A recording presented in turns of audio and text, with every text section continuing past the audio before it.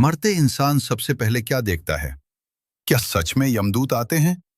और क्या आपकी आत्मा अभी भी आपके घर के पास भटक सकती है? गरुड़ पुराण के ये 5 सच ऐसे हैं जिन्हें जानकर आपकी रूह कांप जाएगी। कहा जाता है, मृत्यु अंत नहीं, बल्कि एक नई यात्रा की शुरुआत है। लेकिन इस यात्रा में जो कुछ होता है, वो इतना डरावना है कि कोई भी उसे जानना नहीं चाहता।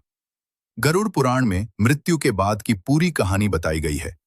आज हम आपको बताएंगे वो 5 डरावने सच जो शायद आपने पहले कभी नहीं सुने होंगे। सच नंबर 1। मृत्यु के तुरंत बाद आत्मा क्या देखती है? जैसे ही इंसान की मृत्यु होती है, उसकी आत्मा शरीर से अलग हो जाती है। लेकिन वो कहीं दूर नहीं जाती। वो अपने ही शरीर के पास खड़ी रहती है। वो अपने परिवार को रोते हुए देखती है, उन्हें छूने की कोशिश करती है, बात करना चाहती है। लेकिन कोई उसे देख नहीं पाता, कोई उसे सुन नहीं पाता। यही सबसे पहला दर्द होता है, जब आत्मा समझ जाती है कि अब वो इस दुनिया का हिस्सा नहीं रही। सच नंबर 2। यमदूतों का आगमन। गरुड़ पुराण के अनुसार मृत्यु के कुछ समय बाद यमदूत आते हैं। उनका रूप बहुत भयानक होता है। काले वस्त्र, लाल आंखें और डरावनी आवाज। अगर इंसान ने अच्छे कर्म किए हों, तो वे उसे शांति से ले जाते हैं। लेकिन अगर पाप किए हों, तो वही यमदूत उसे घसीटते हुए पीड़ा देकर ले जाते हैं। सच नंबर 3। आत्मा का 13 दिन तक घर के पास रहना। मृत्यु के बाद आत्मा तुरंत स्वर्ग या नरक नहीं जाती।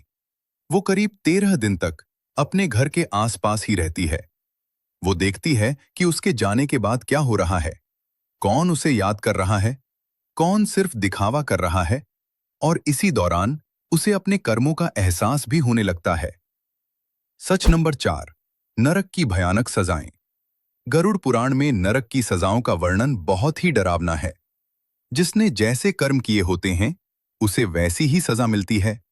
किसी को आग में जलाया जाता है, किसी को उबलते तेल में डाला जाता है, किसी को कांटों से भरे रास्ते पर घसीटा जाता है। ये सजाएं केवल शरीर को नहीं, आत्मा को भी दर्द देती हैं। सच नंबर 5। कर्मों का हिसाब। कोई बच नहीं सकता मृत्यु के बाद। हर आत्मा को अपने कर्मों का हिसाब देना पड़ता है। न कोई रिश्वत, न कोई सिफारिश।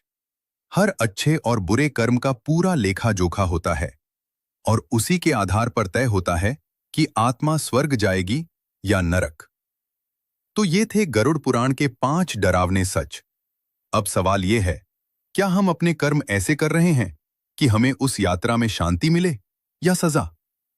अगर आप भगवान में विश्वास रखते हैं, तो कमेंट में ओम जरूर लिखें।